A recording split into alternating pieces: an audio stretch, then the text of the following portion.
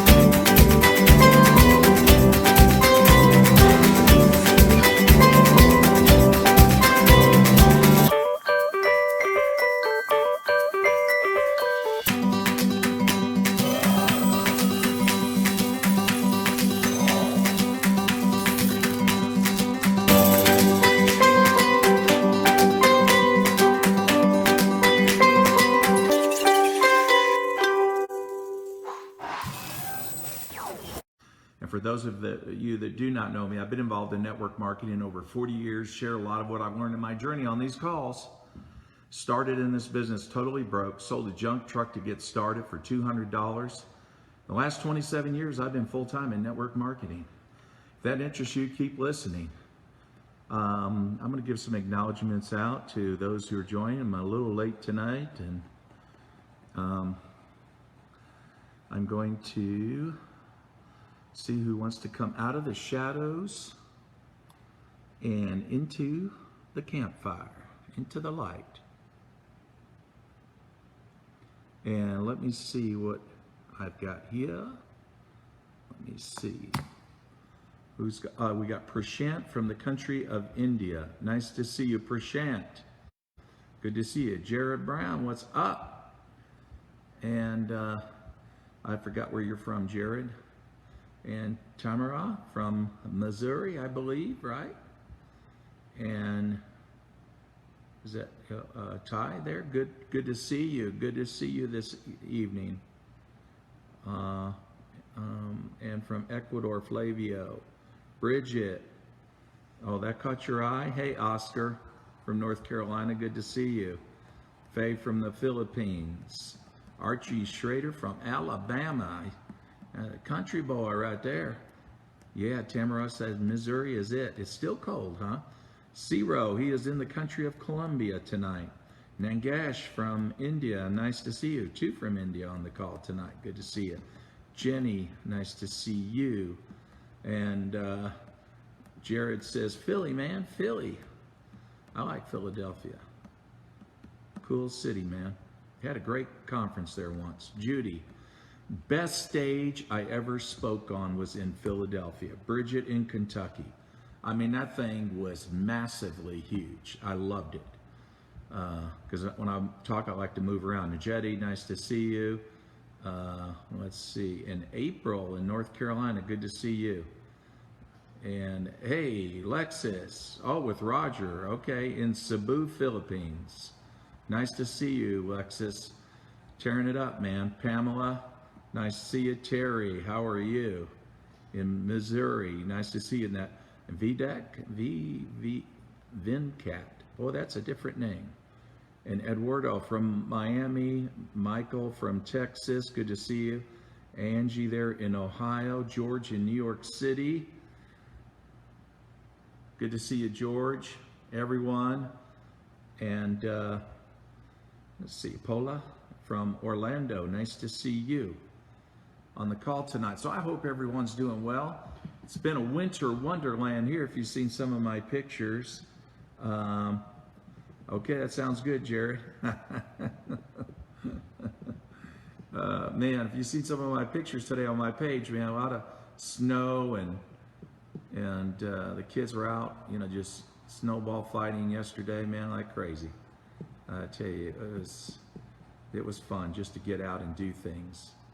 So how's your year going by right now so far? So, because we're about to wind up one of the shortest shortest months in the year, February. Everybody's going, oh, I hate it. I hate this month. Not enough days. Rosia, good to see you. And May in the Philippines, good to see you. Good to see you, May. But tonight we're gonna. I usually title my Friday night lives to a question somebody asked, and this came up. And Libra, nice to see you. Andrina, nice to see you. Oh, good. I'm glad to see. Andrina is saying that even though it's a short month, it's a productive month. And so what I'm going to do is I'm going to get into this, and she really kicked it off with the theme for this video. And she wants to talk, first question from Andrina from Texas. And she asked the question, number one, duplicating somebody long distance. And when she's talking about long distance, Amelia Walling from Northeast India, nice to see you on the call, and Anna as well. When you talk about sponsoring somebody in another country, everybody's different because there's different leaders from different companies on this call, and we'll be watching the replay and then the YouTube later on. So everyone is different. Companies are different. But I would say that most companies that do it right, and if you're and hopefully your company does it right, it's here's basically the process, and it's not difficult. But I get this question a lot. Not that Andrina doesn't know how to do this. I think she does. But I do have, one country where they have a lot of problems in recruiting outside their countries in the Philippines, and they're incredible networkers. But the problem is that they're so used to face-to-face prospecting, and you'll find in most Asian countries that is the preferred method. Yes, they all have smartphones, they have iPads or laptops, but Asians really prefer face-to-face. It's just in the culture. If you go to Seoul, Korea, it's that way. I mean, you're not going to find a more sophisticated society than South Koreans. Their technology, their phone technology, it was always ahead of the U.S. But despite all those advances, they were not so keen on social media as Americans, for example. Now, they do have Facebook accounts, a lot of them, and some have different, different choices, different social platforms, but they still prefer face-to-face. They don't do it like a lot of Americans, how they want to communicate through Messenger. Do you ever use Messenger, Arthur? No? Do you use TikTok? Are you pretty good at TikTok? No, nobody can see your face. You pretty good at TikTok? Okay. You think I would be good at TikTok? Hey. All right, you're off my call, man. This is my show. Anyway, he doesn't think I'll be good at TikTok. Okay, we'll see. All right, so despite that, South Americans like and prefer to do it face to face, but most Asians do. I was going back to the Philippines, though, right? So I get this. It's a common thing for them to ask me, sir, I have someone in the United States. How would I sponsor that person? And always my answer is the same way you would sponsor them as if they lived in the Philippines. Now, there might be some things that are different, like, for example, and this goes back to more to Andrina's question, duplicating long distance, step one, you're going to send a link to your page. For those of you that are in companies that are in different countries, they should have replicated distributor pages of their website, right? So that you send a link Step one is sending a link of your page to that prospect. So they click on that link. They are now on your page. So when they enroll, they are automatically, put in your downline. So now, but at the top, usually at the top, it'll say select which country you live in. So what countries your company is in will be listed in that, and they will choose that. And then some companies have what we call emerging markets. Not all companies, but some companies do. So if it's an emerging market, generally they have an emerging market application, simply meaning you don't have a corporate presence there, but you can ship products to that country. What it helps your company to do is to see which country this person lives in. They are able to track the volume then that goes on in that country. So they can track the volume. Why is that helpful? It's helpful so that they know whether it's worth it to go through the expense of going into that country at that time. So once they see enough sizable volume accumulating, then they say, well, that makes sense, doesn't it? So some companies have that, emerging market applications. But either way, let's just assume that your company's in that country. So you're going to send a link to your page. When they click on that, that's going to go to the website in which you get credit for sponsoring that person. They're going to select the country that they live in and enroll in that country. So that is how you sponsor in that country. Now, but when we talk about duplication, there's more to it than just that, right? So hopefully, I say hopefully, there is a video that you can send them, because you're talking about duplication. So duplication means you want to give them the ability to or equip them so that they can sponsor others. So monkey see, monkey do, and all the monkeys need to do, right? They all need to do the same thing.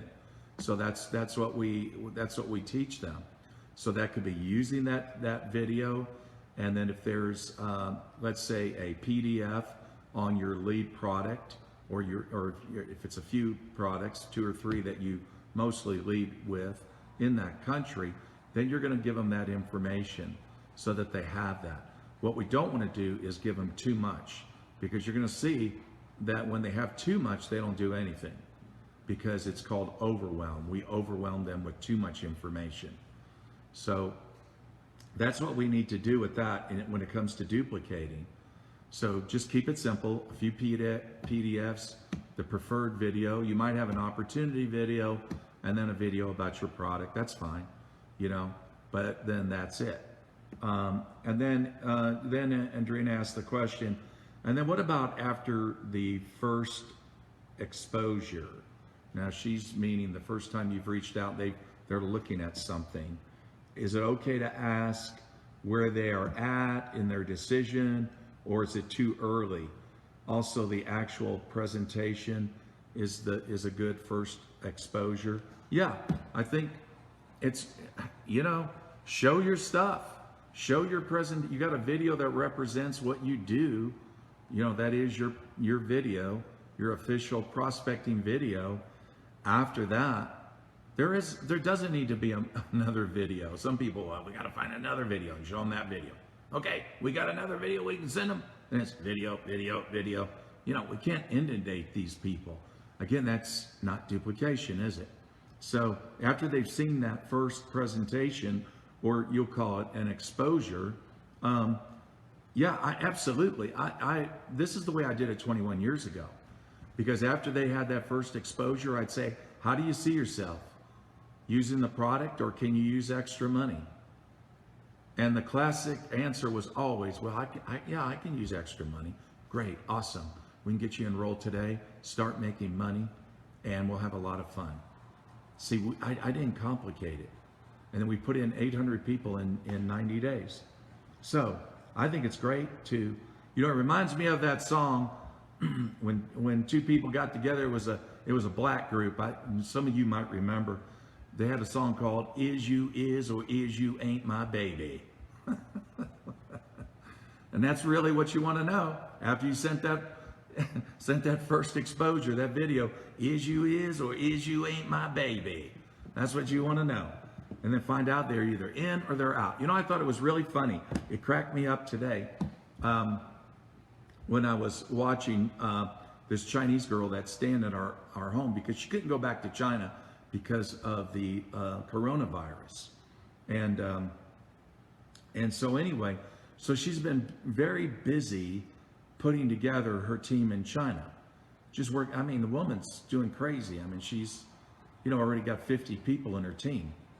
But, she had a group, a Zoom call with all her leaders. And keep that in mind, this team's only a week old. And she says, I just want to know right now, who's in or who's out. If you're in, stay on the call. If you're out, get off the call. And if you're going to do this, then you know what our goals are, because she went over what the goals were, what their goals should be, what the team goal is going to be. She let them straight. I mean, she was just very direct. Now, I'm not saying you can do that with everybody, but I thought it was again, these people haven't hardly had a first, a first exposure. They got their first exposure, but when you get into that kind of language, and I think it's great too, because what it does, it shakes things up where people understand that this is serious. There's urgency behind what you're doing, and they need to be serious about their goals, dedicated, and they're showing up. They're proving that.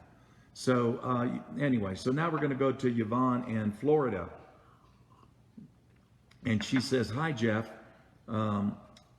She says, after a person has said, yes, I'll look, that is, look at the video, but then it's radio silence. What do you typically use as a way of asking whether they've watched it? Do you just ask? Here's what you can do. Take this, that first of all, make it like you're hard to get. Make it look like you're just so busy, you really don't have time for them. Not waiting for them to look at your video and then repeatedly asking them, have you seen it yet? Have you seen it yet? Here's what I like to do in that situation. After a little time has gone on, I'll get back with them and just say, hey, Maria, I sent you out that video and I've been meaning to get back with you. I apologize. I've been just so covered up, so busy. Awesome things are happening. My business is going crazy and all that. And again, I apologize. So if you got time to talk now, let's talk. I'm not sure when I'll have time to talk later. Is this a good time? What does that do? It creates sort of a fear of loss, in their minds. Like, oh my gosh, they're doing that well. I mean, I'm not saying lie. I'm just saying there's got to be great things happening in your business that with gratitude you appreciate. Or you could say, with this business, there's great things going on with this business. I've been covered up. That's right. Because even your sponsors got great things going on with this business. So the thing is, you create urgency. You create it where you're not so available to them. You want them to know that you're a special person because you are so busy. You have limited time. So it's a privilege if they get your time. It's really the way you need to set that up. Now, here's, and Bethany made a comment to your comment, and thanks, Yvonne, that I like what she said. She said, basically in her post, she said that, set up a time when they're going to look at the video. I think that's really important, because if I ask them, do you have time to look at the video now? And they say, well, no, not tonight. Okay, when would you? Oh, tomorrow. Oh, okay, sure. What time? Oh, I think, 9 o'clock is a good time, 9 a.m. Okay, awesome. I'll tell you what, I'll reach out to you at 9 a.m. and get it to you. How about that? See that? I'm not going to send them the video yet. Because why? Because when I send the video, I also let them know, let's do a short follow-up call right after you've seen the video. So so if you get radio silence, then let them go for a few days and then come back with what I just said. But if you set it up with, okay, great, I'll reach out to you tomorrow at 9 and get that to you. And then tomorrow at 9, I'm going to do just that. I'm going to get it to them. And then I'm going to say, you remember I was going to do a follow-up call to see if you had any questions. And so I'm going to call you right after you've seen the video. It's only 11 minutes long. So at 9 o'clock, I'm going to send the video. And then I said, okay, I'm going to give you a call at 9:15. Wow. That's the way to do it. Don't put it off. Follow it up immediately. Okay, so that's it. And then Bethany King, how do you make so many international connections? My organization is in 57 countries today. So I can tell you when I started, I didn't really know anybody outside of the United States or Canada. We'll just say North America. I never did.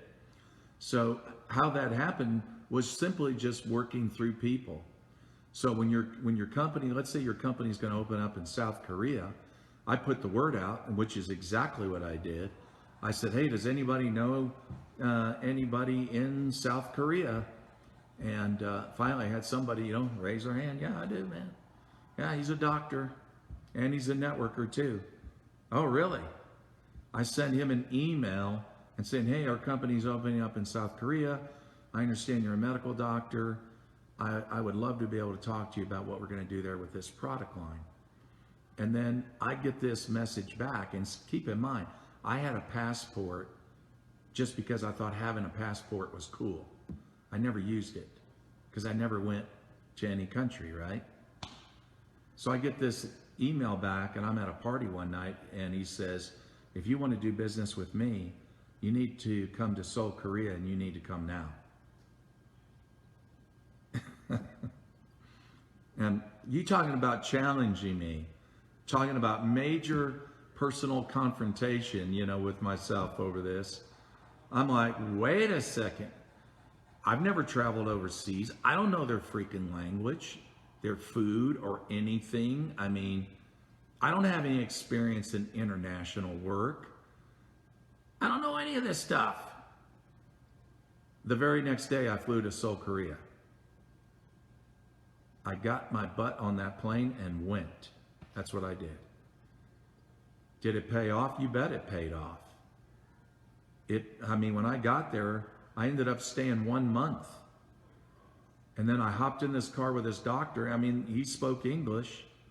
So he translated everything I said. And we went all around the South Korea, the whole peninsula. We're talking about Seoul. We did meetings. I said to him, I said, because I didn't know him at all. I just said, okay, so, let's do a meeting here. I'm staying in a 5-star hotel too. And I said, I'll get a meeting room. I said, how many people can you put in it? He said, you will see. He put 200 people in the room. 200 people in a very busy city like New York City, Seoul, Korea is. And it was amazing. Here I had all these people, and now I'm conducting, and keep in mind, prior to that, I was so used to doing conference calling from the house and all that. That was how I did it. I lived, I was living on the lake then. I had a lake house way out in the country. And so I was always doing conference calling. Now, here I am, everything has shifted, and I have not done meetings in years, and I was back doing meetings again. And that was a interesting experience. But after that, then we went to Daegu, we went to Busan, we went to various cities around the Korean Peninsula doing meetings. It was amazing. He translated everything. And so I thought, wow, this is an amazing experience. So when you talk about how you make international connections, just by simply talking to people that you know, saying, hey, do you know anybody in this country? That's one way. The other way is you can also use LinkedIn. LinkedIn is a professional platform. I have one leader in Belgium that he's he just loves it. I mean, he found a great leader that he sponsored the other day, and he found him through LinkedIn. So there are so that's another way that you can find people in other countries. Of course, you can find them even if you search in Facebook. But think about United States. I mean, in the United States, if you do even a search on Facebook groups, no doubt you'll be able to find Korean groups, maybe in Atlanta, LA. There's 20 million Asians in the United States alone. 20 million. So think about that. I mean, so it's, for example, when I was at a Tony Robbins event just a few weeks ago in Florida at West Palm Beach, I noticed there were several Chinese there. Now, some of them were from Hong Kong, some were from China, some were just Chinese Americans, Chinese that have been living here.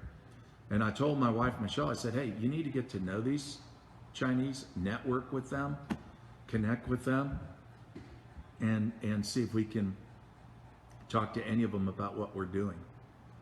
And so, sure enough, that was one way we did that. And it worked out to be great because like I said, we have a girl here from China, and it ended up, we went to dinner with a group of Chinese, and then they all are, asking, what do you do? What do you do? And finally it came around to me.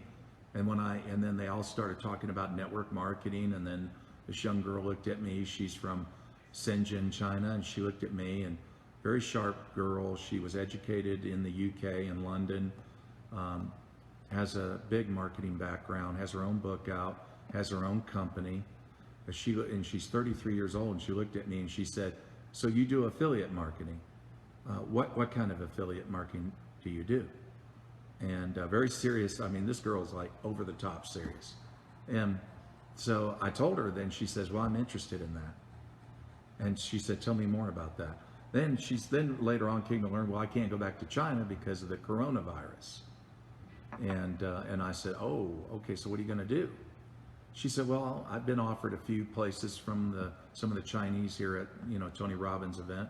Go stay with them. I said, well, since you want to know more about my business, you might as well just come and stay with us. Well, that's exactly what she did. She immediately got involved, and like I said, has already built a team of 50 people. And they're not average people. Some of these are multimillionaires in China. They have their own businesses, they have their own careers, they're doing very well. And then some of them are just opportunists. So, all that happened just because, we met we saw some Chinese at an event. I said, okay, let's get to know some of these leaders. And again, why, and I would do that. It's not just Chinese I hunt, okay? I mean, but when you think about it, if you look at some of the biggest network marketing companies out there, the biggest, Amway, Herbalife, Nu Skin, Mary Kay Cosmetics. If you look at where most of their volume is coming from China, because China is the #1 direct selling country in the world right now. I mean, to say that they're highly motivated is an understatement. Okay, so, but that's where, most of the volume comes from those countries in Asia. And then after that, it's Japan, then it's Korea, and then, yes, the United States. So when you are at events, whatever you do, wherever you go, I don't care if it's Starbucks or in the mall shopping, get good, come out of your shell, don't be a turtle, and reach out and say, hey, I just wanted to meet you for a second. I don't know you, but, and I do that a lot. If they're Asian, I'll say, what part of Asia are you from? Just curious. Start the conversation. Just get the ball rolling, right? And so that's something I'd recommend that you do too. So, okay, so those are some suggestions. Okay, and thank you, Josh. And so then Annie, and I can't repeat her last name because it's very Spanish. She gave it to me in Spanish. I translated. How she wants to know what's the best approach to prospecting people in China. Again, I don't treat them any different than than I would an American. Okay, people are people.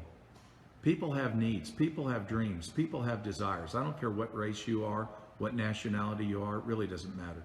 So I don't think, wow, I got to have a different approach. I don't have a different approach. It's always the same approach. And just seeing if they're open to looking at, an income opportunity relating to a product that I represent and market. So if they're open to that, then that's what I'm going to do. I'm going to talk to them about it. But also, my wife Michelle, when she was in Taiwan a couple of years ago, there's a professional marketing company. They film the Blue Diamonds of Nu Skin. So they do these, these beautiful Hollywood type lifestyle story videos. So I told Michelle, I said, what you ought to do is hire, when you're in Taiwan, just hire that company to do you. And she said, okay, all right, so what will you do in the video? I said, I'm not going to be in the video. I don't look Chinese, okay? So I said, this is about you. This is not about me, okay?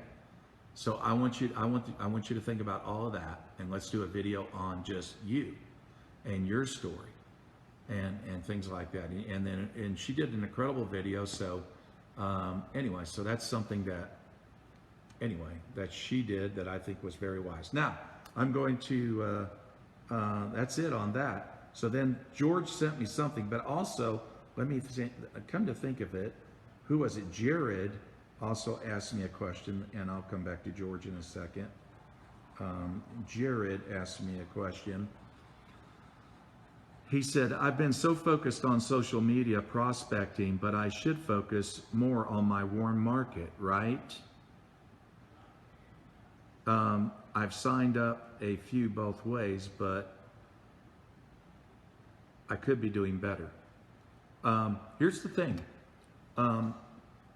I started back in 1988 doing cold market advertising, running ads in newspapers, getting people down to the office at different times to do presentations. That was the way I did it. Now, when I sponsored someone back then, even back then in 1988, I might have got them through a cold market approach. We call it cold market is because we don't know this person, right? So in today's language, you would say social networking, but still social networking is cold market for the most part, because you're reaching out to somebody you don't know. Okay. And so, but once I got them in the business, I didn't want, in this case, that person running an ad in the newspaper doing what I did. Now you might say, well, that's not duplicatable, Jeff. You're right. Not everything has to be duplicatable in our business. Now that might sound a little strange, but let's face it, there's some things that I do that a lot of people who would be very good at network marketing are not comfortable in doing. They're not comfortable at it. So I understand that I have certain skills that maybe others don't have yet. Okay? That doesn't mean I don't want to use those skills. I do want to use those skills. And in this case, to find people I don't know, keep in mind, this is 1988, people. You know what I mean? Yeah, a long time ago. Long time ago. Anyway, American Pie. Anyway, so what I would do is I want to tap into that man's warm market. That's what I would do when he joins. I'm going to tap into his warm market. So the objective of a cold market approach is to get into somebody's warm market. And that's where many are missing it, because many want to be like the Facebook rock stars out there, right? They're putting out all this stuff on Facebook and paying for all this exposure. And in Europe, it doesn't do that well. And I think it's slowing down here because people look at some of that and they say, man, that's magic to me. And then they try it and they try it and they try it. And then they're like, wow, okay. So keep that in mind. That's what they're missing.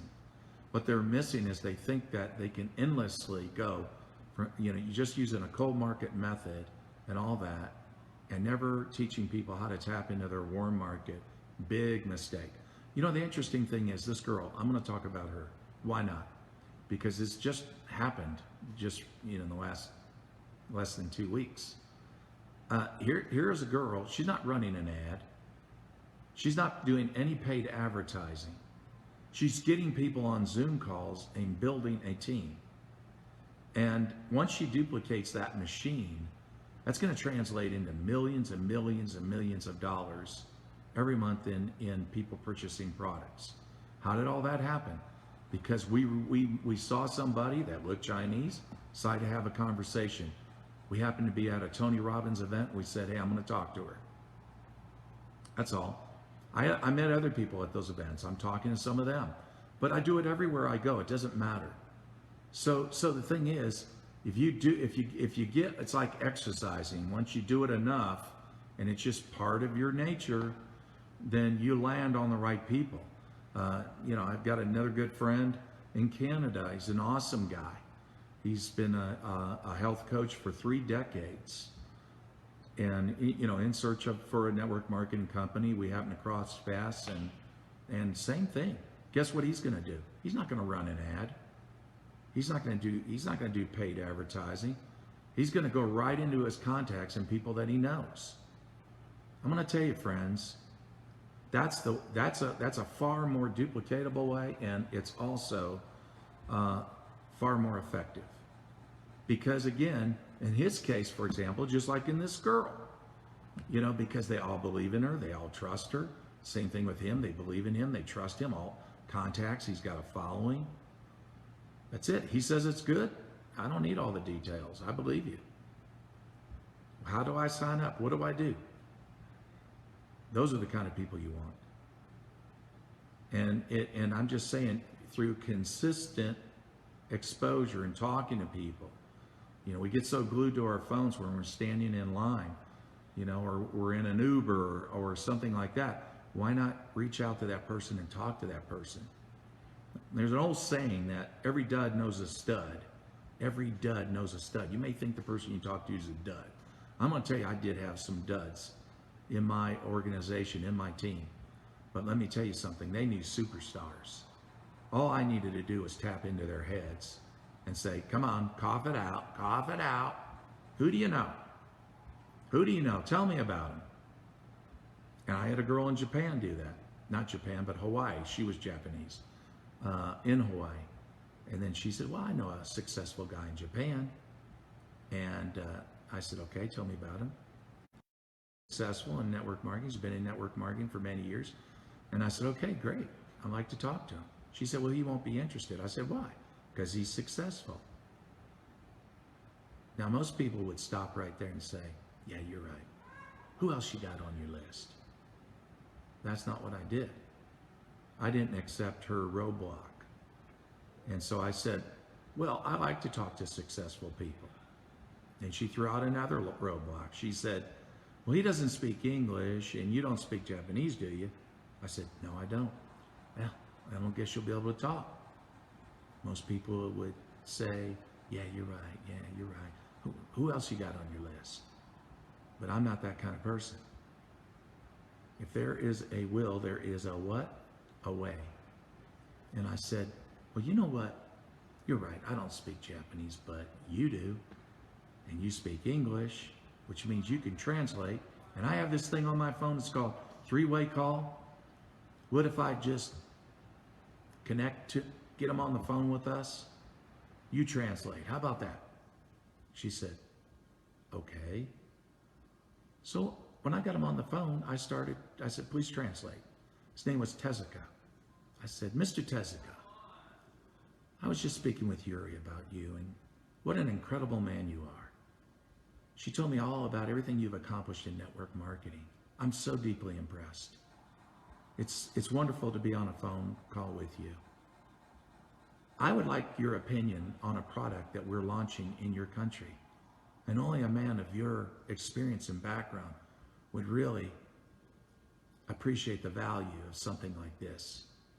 Would you do me the honor of taking a look at it? And the next word I heard was, hi, which was yes. Long story short, he came in and brought a huge team with him. I'm going to tell you what. So many networkers are walking away from gold mines because they get the littlest roadblock and then they don't go any further. Now the roadblock could be, well, I don't know their language. Let me tell you something.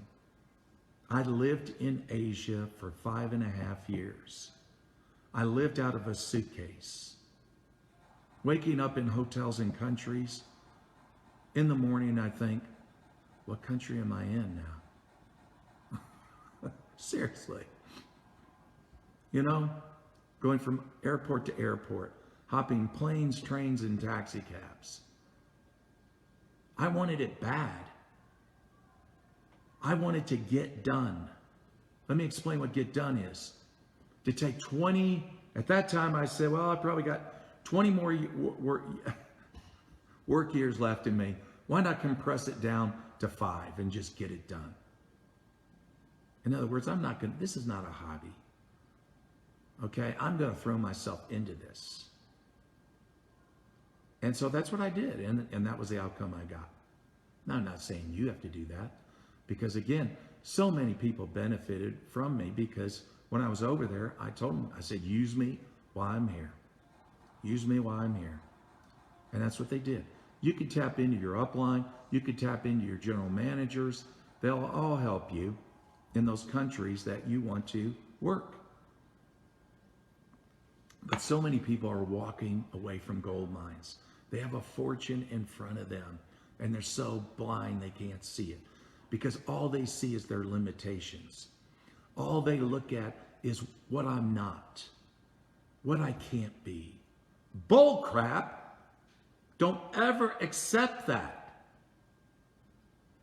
You can be what you want to be. You have to change your state of mind. Tony Robbins teaches this. He's a master at this. But everything is about state. And then how you get your physiology involved with, your emotions, and how you can change state very quickly. You've got to learn how to master yourself. I don't care how many John Maxwell books you read or how many of your upline trainings you go to. If you don't believe you can do it, you're not going to do it. If your people don't believe they can do it, they're not going to do it. That's the reason why most people fail at this business. They have not learned how to master themselves. If you wonder why I go to Tony Robbins events, that's why. Because back in March of 1993, when I was totally broke and bankrupt, I told him this story in December. I told Tony this.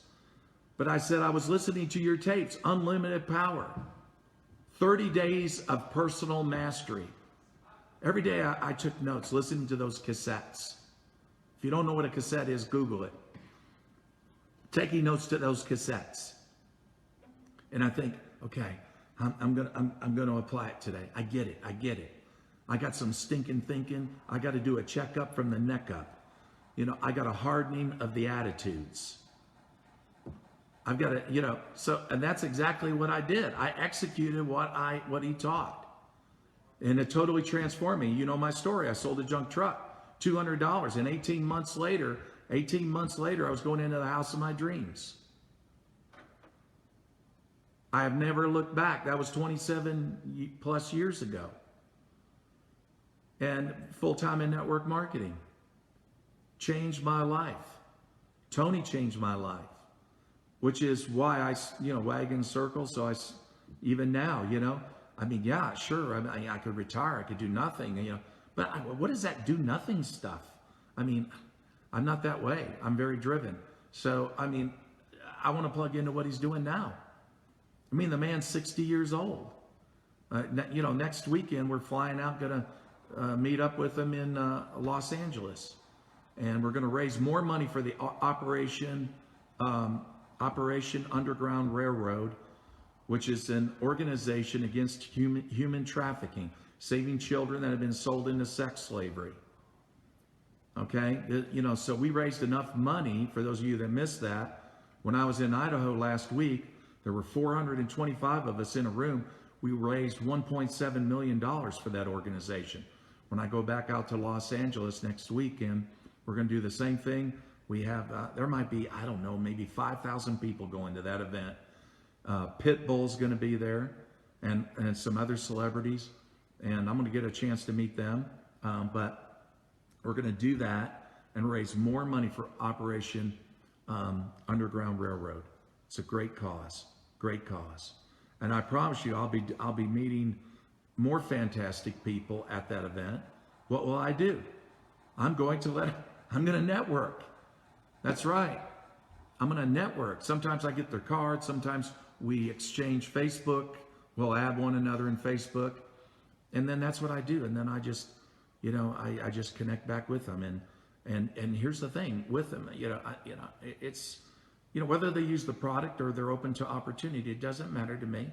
But the thing is, I'm going to put it out there. And I'm just going to say that many of you are walking away from gold mines. You're not wanting it bad enough because you've got some screwed up psychology in your head that for some reason you're not either good enough for this or you're not good enough to do this, and you've got to change that state because you're walking away from fortunes. I think of the girl that one time back in the 1990s when I was looking at a company and they sent me, I guess it was about 100 ads I responded to. 10 actually sent me the message, not message, the information. There you go. I had to translate because now we're so used to different words. But a package, 10 packages I got, none of them followed up. The one company I decided on, the woman had her name, her application filled out, but she never called me. I waited. I said, I'll give her a week. If she can't follow up, she can't sponsor. If she can't follow up, she'll never work with me. If she can't follow up, she'll never do the work that we got to do together as a team. And I'm not selling myself to that. No way. So I gave her a week. She didn't call. Then I picked up the phone and called the company. I said, what's the phone number of your top distributor? Called him. Long story short, made that guy a ton of money. And that woman walked away from a ton of money. Why did she not follow up? I'm still waiting on her to call me. 3 decades, I'm still waiting. Okay, so we're going to, anyway, Jared, work your warm market. Let me see. And then George sent me something here. Let me see what George, who is this? So I believe it's Anna. When they do not have an office from your company and they have to pay higher taxes. I don't know what that question means. When they do not have an office from your company, you're saying they do not have a office in the country that you're wanting to work, and they have to pay higher tax. Oh, so the product is costing more money when the way you're bringing it in. I believe you're saying, it is the way it is. That's all I can say, Anna, on that. So let's see. And if you got some clarification on that, George, let me know. And then let me see. And then we have Andrina. She says, Jeff, at what point in your business did you start sharing your success stories and testimonies? I always share testimonies. I always did in my business. People want to know what does your product do? What's the value of your product? Well, certainly you could share your own story. You can also share stories of other people that you work with, and maybe customers that you have. As far as sharing my success, yeah. Well, here's the thing. How did I become a success? I mean, I started out just like all of you. I didn't have anybody in my downline, right? Filled out an application, sent it in. Filled out an application and I sent it in. That's what I did. I didn't have anybody in my downline. Who am I going to start with? Who will join with me first? And then after that person joins, who's second? Who's third? Who's really going to do it? Who's going to stay with me? Who's going to quit? You're going to have part-time people, full-time people, no-time people. The no-timers are customers, by the way. But I'm just saying, you just don't know. And here's the thing, you sponsor until you know who your drivers are. You keep sponsoring until you have the required structure that will bring you or rank you where you want to be in your compensation plan with your company. In my case, I knew it was 3 teams, and I needed to know who those 3 drivers were. And you just got to know what, understand that. But keep in mind how I attracted those people, my leaders, to me in the beginning. I didn't have a success story. Like all of you, I started with nothing. I don't have a success story. They say, well, are you making any money yet? No, just got started. But hey, don't judge the opportunity by me, because like I said, I just got started. If your question is, are people making money in our company? Is that your question? It is? Okay, all right. Let me introduce you to my sponsor. He's doing pretty good. And you can ask him some questions. So, but even now, today, when it comes to me talking about what I do to somebody, Andrina, I don't talk about my success. If anything, I've got to play it down because I'm not believable. And I don't, you're not going to hear me talk about how much income I make or things like that. I don't do that. I'm not a braggadocio kind of person. I just don't like that. And, I've seen others do it. I saw one leader the other day posted her check on Facebook. I was like, what? Who would do that? Who would do that? Stupid. The FTC would love to see something like that. So again, and so when I talk about, myself, or when I talk to somebody about this profession, you've heard me say this before. I'll say, hey, I used a product, loved the product, found out I could sign up and get the product at wholesale instead of paying retail. Made sense to me, save some money.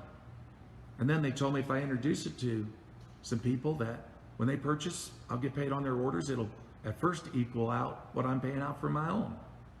Then I'll get my products for free. Made sense to me. And when they introduce it to people, that I get paid on their orders as well. I said, really? Pretty cool. So that's what I did. I introduced it to 72 people in a period of 2 years. And ever since then, I've been living off residual income.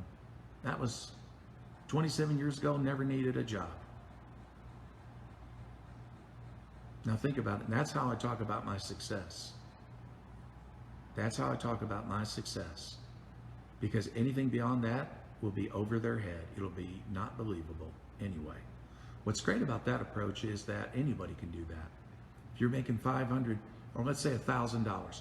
Let's say that you're a mother and you have a job, but and your husband works. He's got a good job.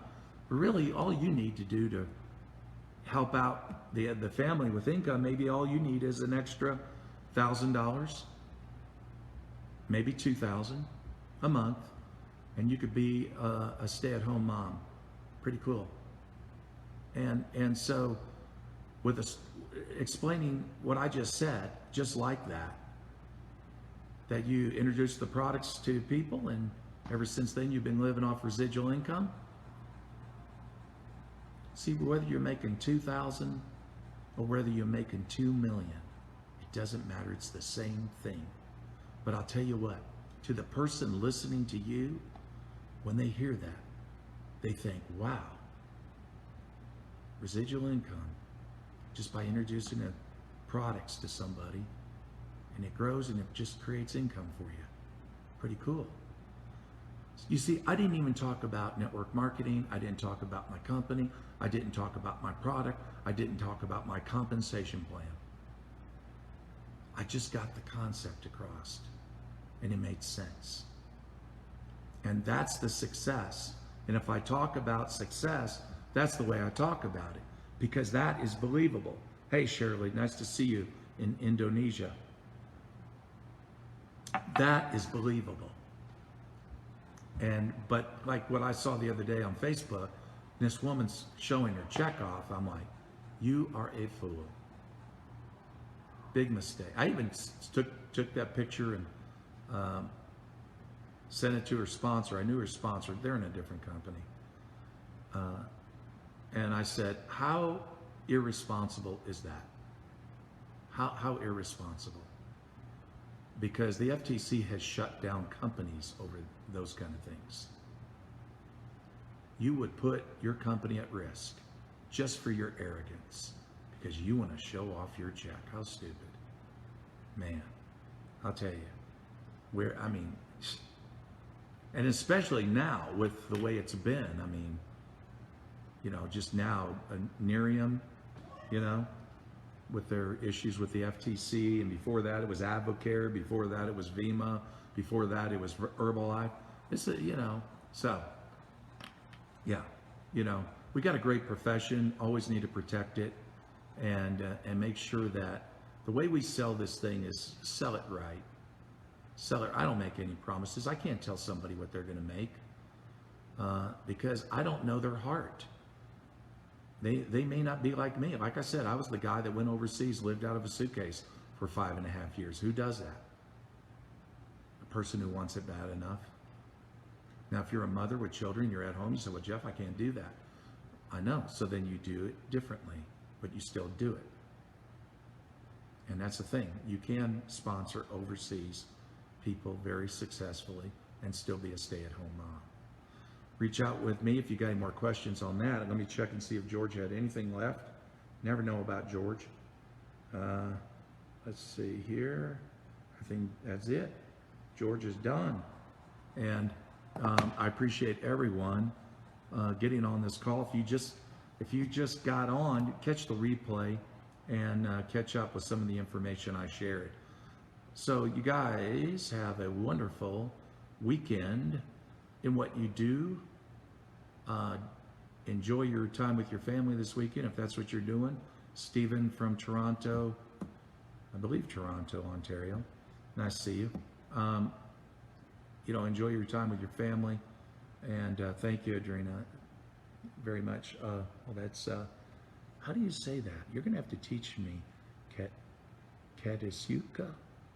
That is a different name, sweetheart. You've got a different name, I'll tell you. Well, mine's Altgobers. It's German, so it's...